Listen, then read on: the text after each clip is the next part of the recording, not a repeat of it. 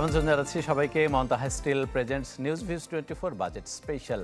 2024-25 অর্থ বছরের আসছে যে বাজেটটা আগামী 6 তারিখে মাননীয় অর্থমন্ত্রী পেশ করবেন, সেই বাজেটের বিভিন্ন দিক, বিশেষ করে প্রত্যাশার কথাগুলো আমরা আজকে জানতে চাইব। দুজন অতিথি আছেন আমাদের সাথে। শুধু প্রত্যাশা না, বাজেটটা আসলে অর্থনীতির যেই পরিস্থিতি চলছে সেটাকে আমলে রেখে সাধারণ মানুষের উপযোগী করার জন্য কতটুকু অনুকূল পরিবেশে আছে সরকার, সেই বিশ্লেষণটাও তুলে আনার চেষ্টা করব।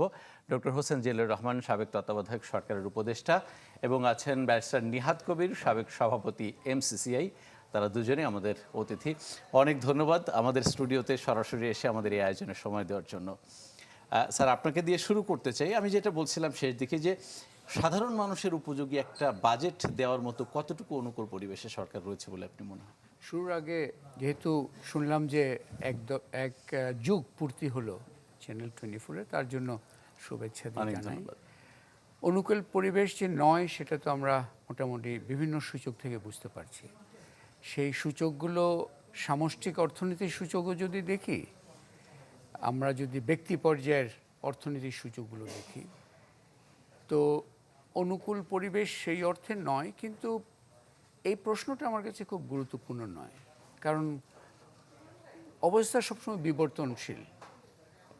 সো অনুকূল না প্রতিকূল তার চেয়েও আমি মনে করি যে তিনটি মানদণ্ডে এই বাজেট এক্সারসাইজকে যদি আমরা বিশ্লেষণ করতে পারি, তাহলে একটু বুঝতে পারবো যে সরকার কী করার চেষ্টা করছে এবং তা জনগণের প্রত্যাশার সাথে কতটুকু মিল আছে।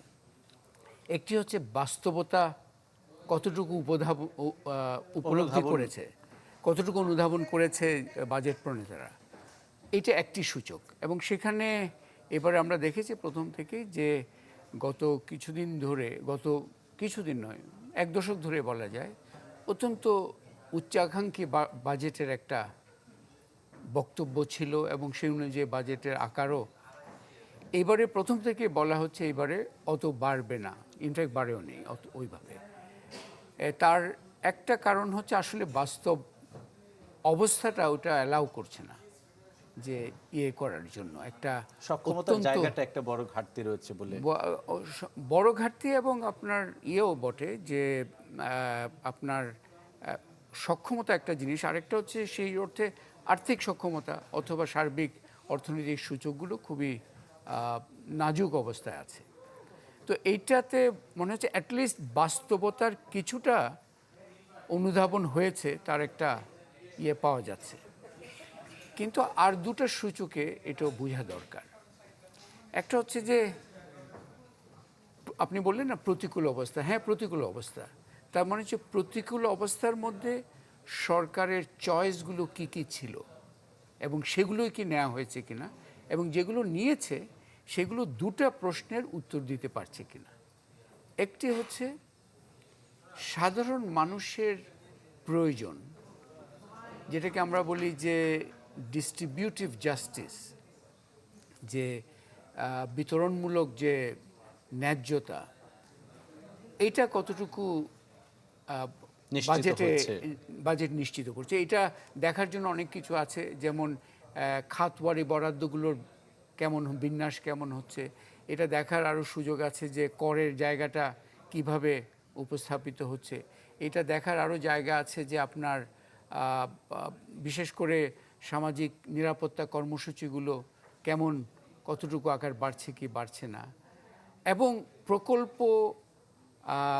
প্রকল্প নেওয়ার যে তালিকা, সেগুলোতে কোনটা প্রাধান্য পাচ্ছে, সাধারণ মানুষের প্রয়োজনগুলো নাকি যেগুলো অন্যদের প্রয়োজন।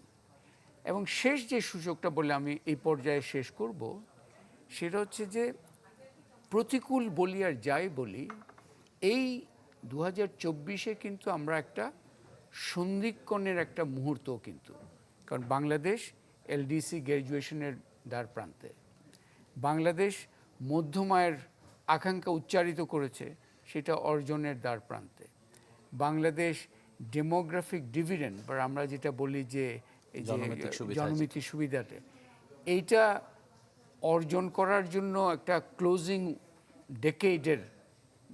তো এমন একটা সন্ধিক্ষণে দাঁড়িয়ে আছি যে যতই প্রতিকূল হওয়া উচিত হোক না কেন, এখানে সাহসী বুদ্ধিমত্তার সাথে এই যে প্রবৃদ্ধির বিষয়গুলো, এখানে যে অন্তর্ভুক্তিমূলক প্রবৃদ্ধির বিষয়গুলোকে জোরালোভাবে প্রতিকূলতার সামনে নিয়ে মধ্যেও আসতে হবে, যেভাবেই কতটুকু হোক না নীতি কেন। আসতে পারে। আমি এই পর্যায়ে ব্যারিস্টার নিহাত কবির আপনার কাছে আসতে চাই। আপনি দীর্ঘদিন ধরে ব্যবসায়ীদের অত্যন্ত মর্যাদা এবং পুরনো সংগঠনের নেতৃত্ব দিয়েছেন এবং ব্যবসায়ীদের ভালো মন্দের বিচার বিশ্লেষণ এবং অর্থনৈতিক বা বিনিয়োগ পরিস্থিতি নিয়ে আপনার কথাবার্তা উঠে এসেছে। এবার কি মনে হচ্ছে যে আমরা প্রতি বছরই বাজেট ঘিরে একটা লক্ষ্যমাত্রা বা প্রত্যাশা রাখি, সেটা বিনিয়োগ হোক, কর্মসংস্থান হোক কিংবা প্রবৃদ্ধি হোক।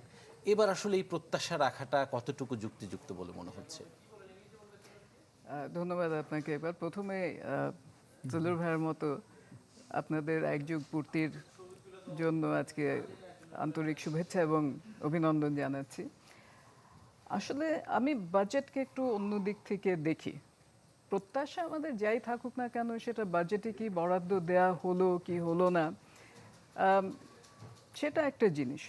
কিন্তু যে জিনিসটা দেখতে হয় যে সেই বাজেটে যে টাকাটা দেয়া হলো সেটা অর্থপূর্ণভাবে ব্যয় করা হলো কিনা, সেটার লাভটা আমরা পেলাম কিনা। তখন আমরা যদি দেখি এই গতকাল কি পরশু পত্রিকান্তরে দেখলাম যে 300 থেকে 350 প্রকল্প 8, 9, 10 বছর হয়ে গেছে, ব্যয় বেড়ে গেছে, সমাপ্ত হয়নি, এগুলো ক্যান্সেল করে দেওয়া হবে। তার মানে আমাদের জাতির জীবনে এই প্রকল্পগুলোর যে সুবিধাটা আমরা পেতাম সেটাও পেলাম না, টাকাও চলে গেল এবং 10 বছর আমাদের জীবন থেকে সময় চলে গেল। এই জীবনটা, এই সময়টা কিন্তু আমরা আর ফিরে পাবো না। আমি অনেকটা সেদিক থেকে দেখি। আরেকটা জিনিস যেটা দেখি যে সেটা হচ্ছে যে revenue collection, tax GDP ratio নিয়ে আমরা বহুবার বলেছি। গতবার এটা বোধহয় 7.3%, অত্যন্ত কম সেটা। কিন্তু সেটা যেভাবে বাড়াবার জন্য যে প্রয়োজনীয় পদক্ষেপগুলো নেওয়া দরকার সেগুলো নেওয়া হচ্ছে কিনা সে সম্বন্ধে আমি সন্দেহান। হ্যাঁ, আমাদের যে এক্সামশনগুলো দেওয়া হচ্ছে ব্যবসায়ী খাতগুলোকে, সেগুলোকে ক্যান্সেল করে দেওয়া হচ্ছে। ঠিক আছে, সেখান থেকে হয়তো 2.5 থেকে 3% বাড়বে, সেটাও খারাপ না। কিন্তু তারপরে আমাদের যে 18-19%-এ যাওয়ার কথা সেখানে তো আমরা যাব না। কাজেই আমরা যে মান্ধাতার আমলে ট্যাক্স আহরণ পদ্ধতি এখনো ব্যবহার করছি, সেটাই যদি ব্যবহার করতে থাকি তাহলে তো হবে না। এবং অর্থই যদি আমার কোষাগারে না থাকে, এক নম্বর। দ্বিতীয়, যেটুকু অর্থ আছে সেটুকু ব্যয় যদি আমি সঠিকভাবে সে গুণগত মান বজায় না রাখতে পারি, সময় বজায় না রাখতে পারি, তাহলে ব্যবসা খাতে দেশের উন্নতি না হলে তো ব্যবসার উন্নতি হবে না। দেশের পরিস্থিতি, অর্থনৈতিক এবং সামাজিক পরিস্থিতি অনুকূল না থাকলে তো ব্যবসার পরিস্থিতির উন্নয়ন হবে না। এই জিনিসটা আমি বাজেটটাকে এদিক থেকে দেখি। কিন্তু এবার আমি যেটা দেখতে পাচ্ছি সেটা হচ্ছে যে দেখুন, দেশ অর্থনীতি চ্যালেঞ্জের সম্মুখীন, কিন্তু একটা কথা আছে, when the going gets tough the tough get going। এটা কিন্তু একটা সুযোগ। যখন আমার হাতে টাকা নেই, আমার সম্পদ সীমিত, আমি তখনই খুব টার্গেট করে আমার প্রোগ্রামগুলো করব, খুব টার্গেট করে আমার ব্যয়গুলো করব। এবং এটা করতে গিয়ে আমরা দেখতে পাবো যে কোথায় কোথায় আমাদের সক্ষমতার ঘাটতিগুলো আমাদেরকে এই পর্যায়ে নিয়ে এসেছে। কাজে আমি মনে করি যে এবছর বাজেটে যেভাবে বরাদ্দ দেওয়া হোক না কেন, সেটা 80, 19, 20, 80, 90 এরকমই হবে, এটা একটা কিছু হবে। কিন্তু সেটাকে কিভাবে ব্যয় করা হবে সেদিকে, আমার বাস্তবায়নের দিকে, আমার প্রেডিক্টেবিলিটি, ট্রান্সপারেন্সি এবং অ্যাকাউন্টেবিলিটির দিকে কতখানি নজর দেওয়া হলো সেটার দিকে আমরা তাকিয়ে থাকব। আমি একটা সম্পূরক প্রশ্ন করতে চাই। এমসিসিআই বাংলাদেশের ব্যবসায় পরিবেশ নিয়ে দীর্ঘদিন ধরে কাজ করছে। সম্প্রতি আমরা দেখেছি যে একটা রিপোর্টে দেখানো হচ্ছে বছর ব্যবধানে আমার সেই পরিবেশটা আরও কিছুটা নষ্ট হয়েছে। এবার মধ্যমেয়াদী যে সামষ্টিক কাঠামো বা আমাদের টার্গেট, সবশেষ বাজেট এবার আমরা 36% বিনিয়োগ নিতে চেয়েছিলাম, কিন্তু দেখলাম যে সেটা 31%ই পড়ে আছে। ব্যবসায়ীরা কেন বিনিয়োগ করছেন না? আমরা আপনি যেটা বললেন এমসিসিআই যেটা, সেটা হচ্ছে Bangladesh business climate index. World ব্যাংকের সে অতি বিতর্কিত ইন্ডেক্স যখন হলো, আমরা বললাম এটা দিয়ে আমাদের হবে না, আমাদের দেশজ একটি ইন্ডেক্স আমরা তৈরি করেছি। এটা 3য় বছর। কাজে একটা ট্রেন্ড আমরা এখন দেখতে পাচ্ছি। এই যে 60-এর উপর থেকে 60-এর নিচে আমাদের পারফরমেন্সটা ইন্ডেক্সে নেমে এসছে, 61% থেকে হয়তো 58 পয়েন্ট সামথিং। এর পিছনে দুটো ফ্যাক্টর, আমাদের 10টা পিলার আছে, এবছর নতুন একটা যোগ করেছে এনভায়রনমেন্ট, সেটা ট্রেন্ডটা আসেনি। 10টা পিলারের মধ্যে দুটো পিলারে মারাত্মক অবনতির কারণে এটা হয়েছে। এবং প্রথমটা হচ্ছে আপনার আর্থিক খাত, ফাইন্যান্সিয়াল সেক্টরে অ্যাক্সেস টু ফাইন্যান্স, সেটা আপনার 50-এর ওপর থেকে 28-এ নেমে গেছে। এবং আরেকটা হচ্ছে ট্যাক্স পেমেন্ট। এখানে আমরা ট্যাক্স রেটের কথা বলি না, আমি ট্যাক্স দিতে গেলে সিস্টেমটা আমার কতটুকু অনুকূল সেটা দেখি, সেটাও প্রায় আপনার 12-13% নেমে গেছে। এই দুটোতেই কিন্তু পুরো ইন্ডেক্সটাকে নামিয়েছে। কাজে আমরা দেখতেই পাচ্ছি যে ব্যবসায়ীরা বিনিয়োগের জন্য কোন জিনিসগুলো দেখতে চাচ্ছেন।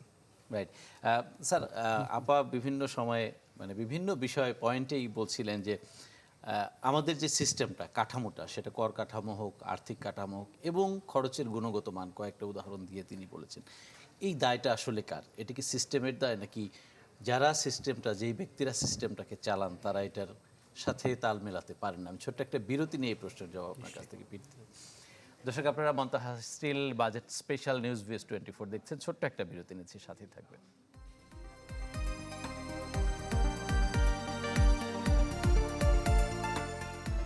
আমন্ত্রণ জানাচ্ছি সবাইকে বিরতির পরে। আপনারা Montaha Steel presents budget special news views 24 দেখছেন। দুজন অতিথি আছেন, ডক্টর হোসেন জিল্লুর রহমান, সাবেক তত্ত্বাবধায়ক সরকারের উপদেষ্টা, এবং ব্যারিস্টার নিহাদ কবির, সাবেক প্রেসিডেন্ট MCCI। আমরা বাজেটের বিভিন্ন বিষয় নিয়ে তাদের পর্যবেক্ষণ শুনছি। ডক্টর জিল্লুর রহমান, আমরা বিরতির আগে আপনার কাছ থেকে জানতে চাচ্ছিলাম, এই যে আমাদের কর কাঠামো বলি, আর্থিক কাঠামো বলি, কিংবা ব্যয়ের অদক্ষতা বলি, এইটার পেছনে দায়টা আসলে কার? আপনি কিভাবে ব্যাখ্যা করেন? এখন ব্যয়ের অদক্ষতা কার? যে ব্যয় করছে তার। কে ব্যয় করছে? সরকার ব্যয় করছে। সরকার বলতে বিভিন্ন বিভাগ আছে, এবং এখানে আর আপনি আর্থিক খাতের কথা বললেন, ওটার দায় কার? যারা আর্থিক খাতটা পরিচালনা করেন, সেটা সরকার, সেন্ট্রাল ব্যাংক থেকে শুরু করে সবাই। সো দায়, ব্যয় অদক্ষতা, আর্থিক খাতের যে দুরবস্থা, এগুলোর দায় কার? এটা প্রথমার্থে পরিষ্কার যেটা সরকারের দায়, কিন্তু তার সাথে আরেকটু যোগ দেওয়া দরকার। কারণ এখানে এর মধ্যে আমরা দেখছি যে একটা শব্দ এখন মনে হয় এখানে প্রযোজ্য হওয়া উচিত। শব্দটা হচ্ছে নেক্সাস। নেক্সাস হচ্ছে মূল দায়টা আছে প্রাতিষ্ঠানিক দায়িত্বে যিনি আছেন সরকার, কিন্তু তার সাথে আবার সুবিধাভোগী একটা নেক্সাস, সেটা আমলাতন্ত্রের মধ্যে হতে পারে এবং ব্যক্তি খাতের ব্যবসায়ী মহল থেকে হতে পারে। এবং আমরা যেমন দেখছি আর্থিক খাতের যে দুরবস্থা আমরা যেটা দেখছি, তার দায় কার? তার দায় সার্টেনলি সরকারের, কিন্তু তার সুবিধাভোগী কিন্তু ব্যক্তি খাতের একটা অংশের। সুতরাং ওই নেক্সাসটাকে আমাদের চিন্তার মধ্যে আনতে হবে। এটা একটা সরকার বলতে নীতি নির্ধারক মহল, আমলাতন্ত্র যারা বাস্তবায়ন করেন, এবং অর্থনীতি পরিচালনার মধ্যে অর্থনীতির কর্মকাণ্ডে যারা আছেন তাদের একাংশ। এই নেক্সাসটাই হচ্ছে বাংলাদেশে এখন অন্যতম বিষয়। কারণ এই নেক্সাসের বিষয়টা যদি আমরা চোখের মধ্যে না, মানে চোখে আঙ্গুল দিয়ে না দেখিয়ে দিই, তখন মনে হবে যে ঠিক আছে, সরকার তো অদক্ষ, একটু ট্রেনিং প্রোগ্রাম করা যাক, তাহলে ঠিক হয়ে যাবে। না, এই সংকটটা কিন্তু গেল 12 বছর ধরে আমরা একই টোনে বলছি এবং একই গতিতে মনে হচ্ছে বাড়ছে। সেটা সূচকেও বাড়ছে এবং আমরা আশপাশ থেকে যেভাবে দেখছি। এটা এইখানে অ্যাকচুয়ালি তাহলে আমরা বাজেট আলোচনার বাইরে যেতে হয়, কিন্তু এটা বাজেটের জন্য প্রযোজ্য। এই যে বললেন গত এক দশকে একই সূচক, কেন? এইখানে আমি একটা কথা বলতে চাই যে আমরা এই যে গণতন্ত্র ইত্যাদি নিয়ে কথা বলি, গণতন্ত্র সাথে একটা অন্যতম দিক হচ্ছে জবাবদিহিতা। গণতন্ত্রের নানা ধরনের মডেল থাকতে পারে, কিন্তু জবাবদিহিতার বিষয়টা গুরুত্বপূর্ণ। আপনি ধরেন ব্যয় অদক্ষতা, এটা নিয়ে কাউকে তো নজরদারিতে রাখতে হবে। অদক্ষ ব্যয় হলে বলতে হবে যে এখানে ঠিক হচ্ছে না, এটা ঠিক করো। এই যে নজরদারির যে বিষয়টা, এই যে ব্যয়, এইখানে আমাদের একটা বিষয় খুব জোরালোভাবে আমরা দেখতে পাচ্ছি যে যাদের দায়িত্ব এটা করার, জবাবদিহিতার সার্বিক একটা অনুপস্থিতির কারণে আমাদের, আমি যেটা এইভাবে বলি যে ডেমোক্রেটিক ডেফিসিটের কারণে এখন পারফরমেন্স ডেফিসিটে রূপান্তরিত হয়েছে। মানে আগে আমরা বলতাম যে জবাবদিহিতার ঘাটতি, এখন পারফরমেন্স মানে আমার কার্যকারিতার ঘাটতি তৈরি হয়েছে। এগুলোর চেহারা হচ্ছে এরকম। আমরা আগে যেমন এই জবাবদিহিতার ঘাটতি নিয়ে চিন্তিত হলাম শুধুমাত্র গণতান্ত্রিক আলোচনায়, কিন্তু এখন আমি অর্থনীতি পরিচালনা, অর্থনৈতিক কর্মকাণ্ডের যে সূচকগুলো সেগুলো ব্যাখ্যার জন্য এটা দরকার। কারণ এই যে কেন এই এডিপি ইমপ্লিমেন্টেশন রেট 15 নিচে 10 মাসে। কেন উনি যেটা বললেন যে এই যে প্রকল্পের একটা লিস্ট ছিল এখন এটা ক্যান্সেল করে দিচ্ছে, তাহলে কি আগে সম্ভাব্যতা যাচাইগুলো ঠিকমতো করা হয়নি? প্রকল্প পরিচালনার জন্য সঠিক ব্যক্তিকে ওখানে দেওয়া হয়নি? সো এই যে পারফরমেন্স ডেফিসিট একটা তৈরি হয়েছে, আমরা এই জায়গায় আমি মনে করি পুরো বিষয়টা একটা বাজেট আলোচনায় একটা রাজনৈতিক অর্থনৈতিক পলিটিক্যাল ইকোনমি দৃষ্টিভঙ্গি না আনলে মূল বিষয়গুলো ব্যাখ্যা করা কঠিন হয়ে পড়ে। ব্যারিস্টার নিহাদ কবির, বাজেট আসলে ব্যবসায়ীদের কাছ থেকে বা ব্যবসায়ী সংগঠনের কাছ থেকে আমরা একটা কমন দাবি দেখি যে ব্যবসা বান্ধব বাজেট চাই। সেখানে কর কাঠামোর পরিবর্তন হতে পারে, অবকাঠামোর কিছু ইস্যু আছে, আরও নানান রকম আর্থিক খাত বা রাজস্ব খাত সংস্কারের বিষয়াদি আছে। ব্যবসা বান্ধব বাজেট গেল 10-12 বছরে কতটুকু হয়েছে বলে আপনার মনে হয়? দেখুন, এটাকে যদি আমি একটা অন্য পরিপ্রেক্ষিত থেকে দেখি, তো মাননীয় প্রধানমন্ত্রী বারবারই বলে এসছেন যে ব্যক্তি খাত অর্থনীতির মূল চালিকা শক্তি, এবং সেখানে আমরা ব্যবসা করতে গিয়ে দৈনন্দিন যেটা দেখি যে লেভেল প্লেয়িং ফিল্ড একটা জিনিস, সেটা করে দেয়, সেখানে বাজেটের একটা গুরুত্বপূর্ণ ভূমিকা আছে। কিন্তু আরেকটা যেটা হচ্ছে, যেটা পারফরমেন্স ডেফিসিটের কথা বললেন সুদেজুলুর ভাই, সেটা আসার কারণে বাজেটে যাই বলা হোক না কেন, পারফরমেন্স ডেফিসিটটা থেকে গেলে সেই বাস্তবায়নটা না হলে সেই জিনিসটার সম্পূর্ণ সুফলটা আমরা পাচ্ছি না। আরেকটা জিনিস হচ্ছে যে বাজেটেও মানে ফেব্রুয়ারি মাস আসলেই আমরা পাগলের মতো দৌড়াদৌড়ি শুরু করি যে আমার যে ব্যবসা সেটা ট্যাক্স কাঠামো এবার কি হবে আর কি হবে। এটা হতে পারে না।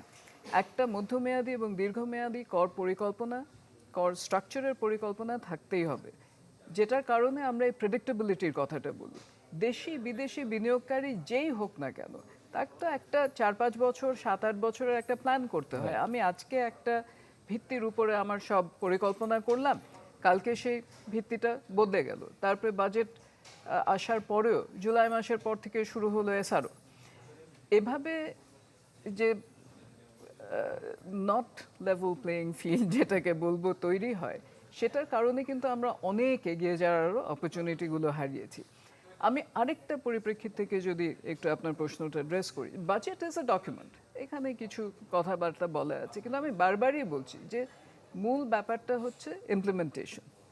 আপনাকে দেখতে হবে যে কোন মন্ত্রণালয়গুলো, কোন ডিপার্টমেন্টগুলো 20 বছরের ট্রেন্ড দেখুন, যে যারা করতে পারছে না, কেন পারছে না বিশ্লেষণ করুন, সেখানে সক্ষমতা বৃদ্ধি করুন, সেখানে স্পটলাইটটা ফেলে দেখুন যে কেন এটা হচ্ছে না। যেরকম আমাদের রেলওয়ে খাত, বিরাট বড় খাত, সেখানে অনেক উন্নতির প্রয়োজনও আছে এবং অনেক উন্নতির স্কোপও আছে, সুযোগও রয়েছে।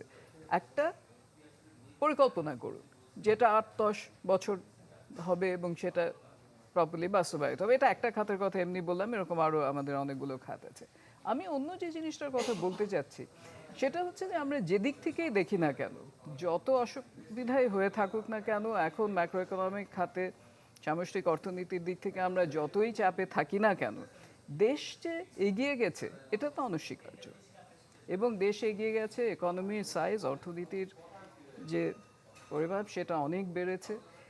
আমাদের আরেকটা যেটা হচ্ছে যে যদিও অর্থনীতির সাইজটা অনেক বেড়ে গেছে, সেখানে যাদেরকে আমাদের প্রোভাইড করতে হবে, আমাদের প্রতি বছর যে 20 থেকে 30 লক্ষ ব্যক্তি কর্মক্ষেত্রে প্রবেশ করছেন, তাদের জন্য কর্মসংস্থান সেটা কিভাবে হবে সেটা বিরাট একটা চ্যালেঞ্জ।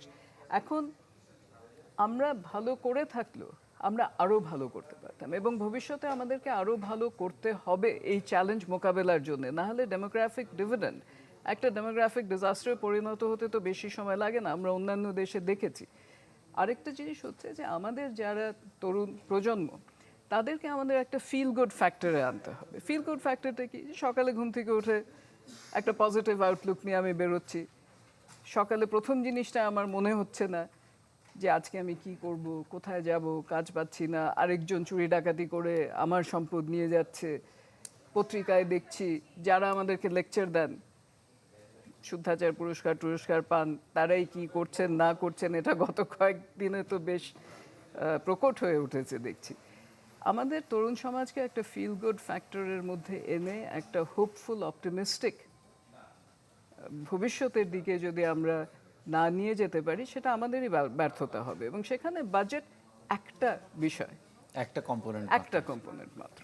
রাইট। আমি ডক্টর জিল্লুর রহমান এই প্রসঙ্গে আপনার কাছ থেকে জানতে চাই যে এই যে ডেমোগ্রাফিক ডিভিডেন্ড আপনি প্রথম দিককার আলোচনায় কিছুটা এনেছিলেন, আমরা আসলে কতটুকু ব্যবহার করতে পেরেছি এখন পর্যন্ত, এবং সুযোগটা হয়তো আর 20-30 বছরের বেশি আমরা পাবো না। এইখানে যদি আমরা টোটাল অপরচুনিটিটা নিতে চাই, আমাদের পরিকল্পনাটা কিভাবে সাজানো দরকার? সো 20-30 বছর না, আসলে আরও কম। আমাদের যদি ডেমোগ্রাফিক ডেটা দেখি, এই উইন্ডোটা আরও কম।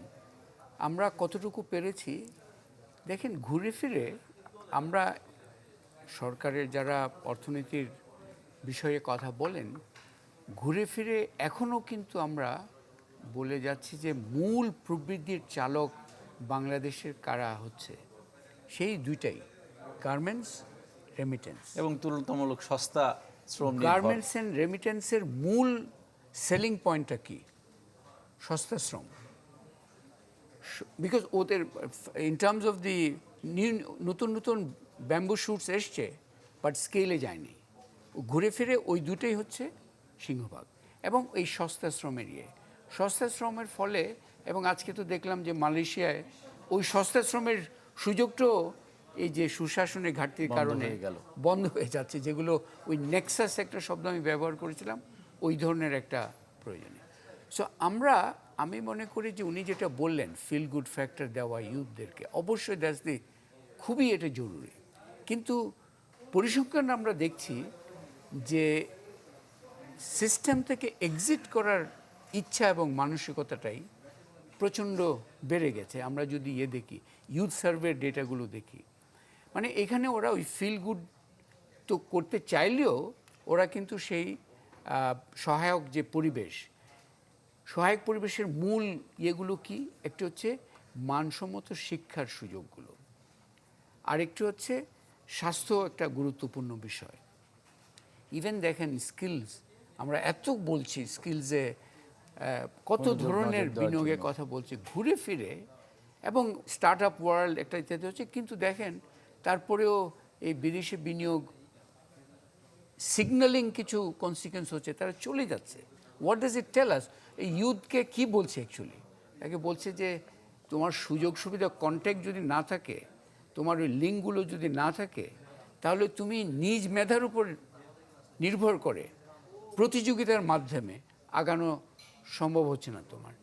এই জায়গায় আমি মনে করি যে সবচেয়ে বড় যে আশঙ্কার বিষয়টা, যে আমরা একটা ওই সস্তা শ্রমের অর্থনীতির ট্র্যাপের মধ্যেই ঘুরপাক খেতে থাকবো। স্বাস্থ্য শিক্ষা ভিত্তিক যে মানব সম্পদ তৈরির যে টাস্কটা, সেটা কিন্তু কাগুজে এবং জাস্ট খরচের অনেকগুলো হয়ে যাচ্ছে। আমরা দেখি যে শিক্ষা এবং স্বাস্থ্যে অবকাঠামো তৈরির জন্য যে আগ্রহ, সেখান থেকে মানসম্মত সেবা তৈরির আগ্রহ এবং প্রচেষ্টাটা অনেক কম। আমরা আরও একটা ছোট্ট বিরতি নিয়ে আপনাদের দুজনের কাছে ফিরতে চাই আলোচনায়। দর্শক, আরও একটা বিরতি নিচ্ছি। Manta Steel presents budget special, news views 24-এর সাথেই থাকবেন।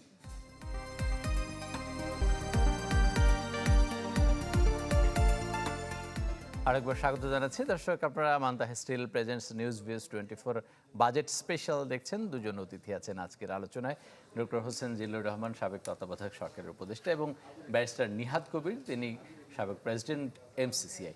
আবারও স্বাগত জানাচ্ছি। ব্যারিস্টার নিহাদ কবির, এই যে ব্যবসায়ীরা যে বিনিয়োগ করেন না, কয়েকটা কারণ আপনি দেখিয়েছেন, এবং আরও কিছু কারণ নিশ্চয়ই আছে। প্রতি বছরই আমরা দেখি যে ব্যবসা বা বিনিয়োগ করতে গিয়ে ব্যবসায়ীরা কোথায় কোথায় ঠেকে যান।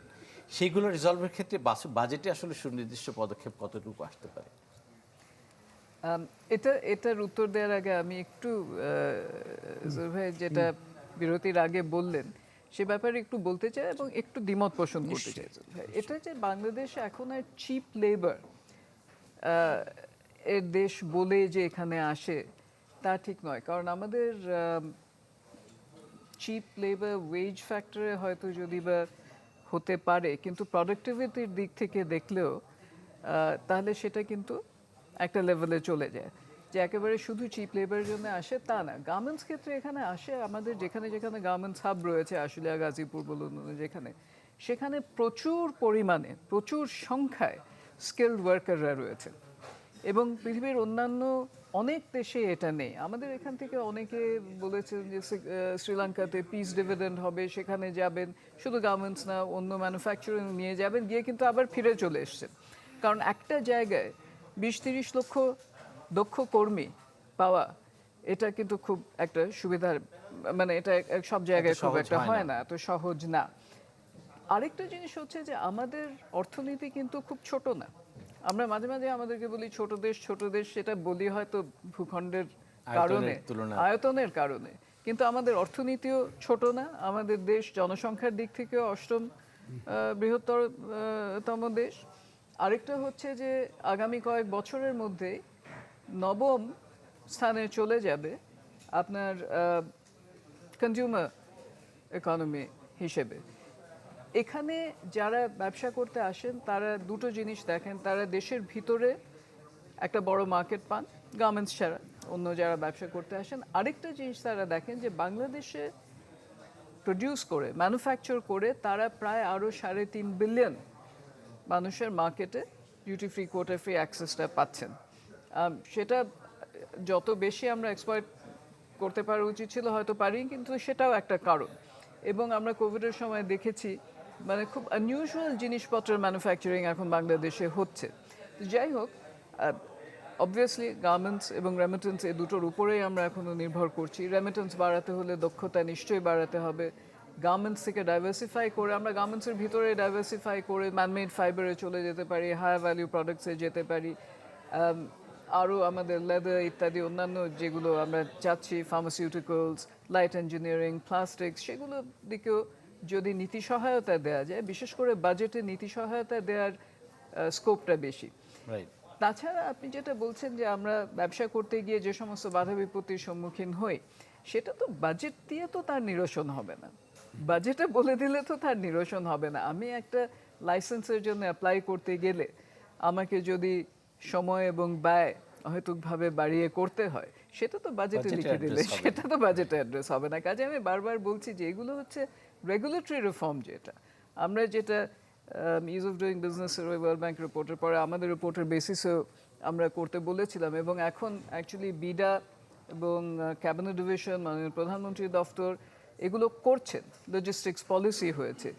এগুলো হতে থাকলে এবং 1-to-1 ইন্টারাকশন, যেখানে ডিসক্রেশন এক্সারসাইজ করা যায়, সেই জায়গাগুলো যদি আমরা সরিয়ে ফেলতে পারি প্র্যাকটিক্যালি, তাহলে ব্যবসার খরচও কমবে, ব্যবসার সুবিধা বাড়বে এবং আমরা বিনিয়োগে আকৃষ্ট হব।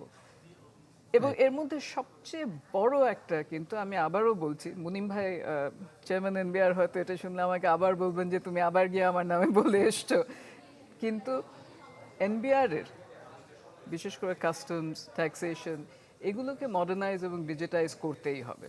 এই রিফর্মস নিয়ে স্যার আপনিও বিভিন্ন সময় বলেছেন এবং অনেক অনেক কথা বলেছেন। শুধু এনবিআর না, আমাদের তো মোটামুটি প্রত্যেকটি খাতে রিফর্মসের একটা প্রয়োজনীয়তা বেশ কয়েক বছর ধরেই দেখা দিয়েছে। এইটা আসলে যেই বাস্তবতায় আমরা দাঁড়িয়ে কতটুকু সহজ হবে করা এই রিফর্মসগুলো?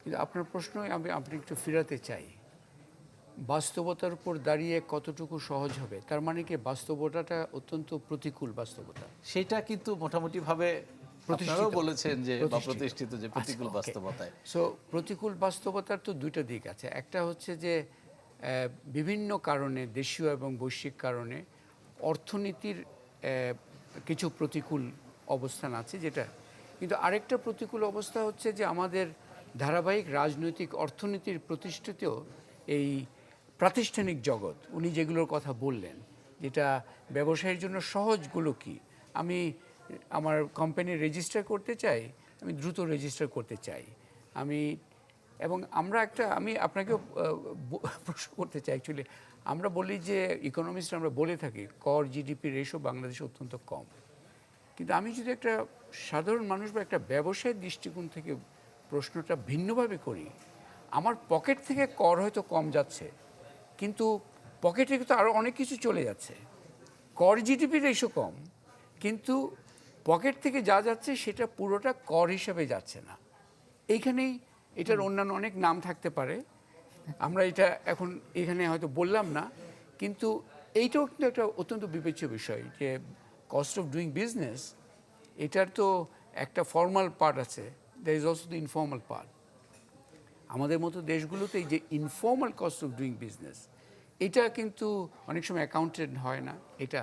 সো রিফর্ম নিয়ে শেষ কথাটা হচ্ছে যে অনেক ভালো উদ্যোগ হচ্ছে, উনি যেটা বলছিলেন। অন্যতম যে সমস্যাটা আমি দেখি সেটা হচ্ছে স্ববিরোধিতা। একদিকে ভালো উদ্যোগ, কালকে ওটার বিপরীতে আরেকটা পদক্ষেপ নেওয়া হলো, একটা নীতিমালা ঘোষণা করলো সেন্ট্রাল ব্যাংক, পরের দিন ওরাই ওই নীতিমালার একটা ব্যত্যয় ঘটালো। সো আমরা প্রতিনিয়ত মিক্স সিগন্যালস দিচ্ছি, ব্যবসায়ীদেরকে দিচ্ছি, অর্থনীতির দিচ্ছি এবং সাধারণ মানুষকে। স্যার, আমরা শেষ দিকে চলে এসেছি, দুজনের কাছে একই প্রশ্ন, 3টি করে প্রত্যাশার কথা যদি বলতেন বাজেট ঘিরে। বলেন। তার আগে একটা বলি, যেটা জরুর ভাই বললেন, আমরা সবসময় বলছি এই যে ব্যত্যয় ঘটানোর ব্যাপারটা, প্রেডিক্টেবিলিটি, অ্যাকাউন্টেবিলিটি, ট্রান্সপারেন্সি। এবং এটা বাজেটে বলুন, যেখানে বলুন, বাজেটে যেটা দেখতে চাচ্ছি যে যে খাতগুলোতে আমাদের প্রয়োজন সেখানে বিশেষ করে শিক্ষা, স্কিল ডেভেলপমেন্ট, স্বাস্থ্য, এই খাতগুলোতে খুব মনোযোগ দিয়ে এমনভাবে বাজেট তৈরি করা যাতে সুফলগুলো আমরা পাই। শুধুমাত্র অবকাঠামো বানিয়ে রেখে সেগুলো নষ্ট হয়ে যাচ্ছে, পত্রিকায় ছবি দেখছি বটগাছ গজাচ্ছে, এরকম বাজেট আমরা চাই না। এটা একটা। দ্বিতীয় যেটা আমরা ব্যবসায়ী হিসেবে দেখতে চাই যে কর কাঠামো এমনভাবে করা হোক যাতে আগামী 5 বছর এই কর কাঠামোতে আর হাত দিতে না হয়। আমি এটুকু বলে শেষ করতে চাই যে যত যাই বলি না কেন, এই বাংলাদেশের উপরে কিন্তু আমার অগাধ বিশ্বাস, এবং আপনাদেরও, কারণ আমরা বহু সুযোগ পেয়েও কিন্তু দেশ ছেড়ে কোনোদিন যাওয়ার কথা চিন্তাই করিনি। এই সুযোগ এখনো আছে, এবং আমি আবার বলতে চাই যে যখন একটু কঠিন সময় আসে তখনই সময় সংস্থাগুলোকে ভালোভাবে দেখে শুনে চিহ্নিত করে ফেলার, এবং আমরা এটাই আশা করব। স্যার, শেষ করবো আপনাকে দিয়ে, ছোট্ট করে যদি বলতেন। তিনটা প্রত্যাশা। একটি হচ্ছে বাজেটের বরাদ্দ নিয়ে আমরা বিশ্লেষণটা বেশি করি, কিন্তু বাজেটের অত্যন্ত গুরুত্বপূর্ণ একটা সিগন্যালিং পোটেনশিয়াল আছে, যে নীতি সহায়তার কথা যেটা বলেন। আমি আশা করব যে এই বাজেটে সিগন্যালিং একটা জায়গায় দেখব, যেটাতে প্রপার সিগন্যালগুলো আসছে কিনা সেটা দেখা, এটা একটা বিষয়। 2 নম্বর হচ্ছে যে আমাদের আর্থিক খাতের সম্পদের স্বল্পতার কারণে অনেক ধরনের সমন্বয় করছে দেখলাম সরকার। এই সমন্বয়ের ঘাটতি আছে, তো ঘাটতিটা সমন্বয় করতে হবে। এই সমন্বয়ের বোঝাটা কার ঘাড়ে রাখবো? যেটা আলোচনায় দেখছি জনগণের ঘাড়ের উপরে বোঝায় যে ফুয়েলের দাম ইত্যাদি ইত্যাদি বাড়ার পরিকল্পনা। একই সময়ে আজকের পত্রিকায় দেখেছি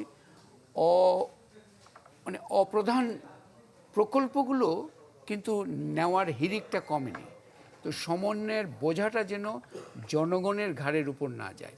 এবং শেষ একটা করব যে আমাদের বাজেট আলোচনা আমি মনে করি, বিশেষ করে আমিও নিহাত কবিরের সাথে একমত, বাংলাদেশের সম্ভাবনা কিন্তু আছে, কিন্তু সম্ভাবনার কথাটা কাগুজে কথা বললে হবে না। 2024-এ দাঁড়িয়ে we owe it to the people, আমাদের সাধারণ মানুষের প্রতি আমাদের একটা দায়িত্ব আছে যে আমরা কাগজে আশ্বাসের কথা বলে শেষ করতে পারবো না, এবং এই প্রবৃদ্ধির আলোচনাটাকে নতুন একটা মাত্রা আনতে হবে। ওখানে আমি বিশেষ করে আশা করব কৃষিকে আমাদের নতুন করে চিনতে হবে। কৃষিতে একটা অসম্ভব ধরনের সম্ভাবনা রয়ে আছে, যেটা একটা ধাক্কা খাওয়ার জন্য তৈরি হয়ে আছে। অনেক ধন্যবাদ আপনাদের দুজনকে। আজকের আলোচনা আমরা এখানে শেষ করতেছি। ধন্যবাদ দর্শকের সাথে শেষ করছি আজকের আয়োজন। ধন্যবাদ সবাইকে আমাদের সাথে থাকার জন্য।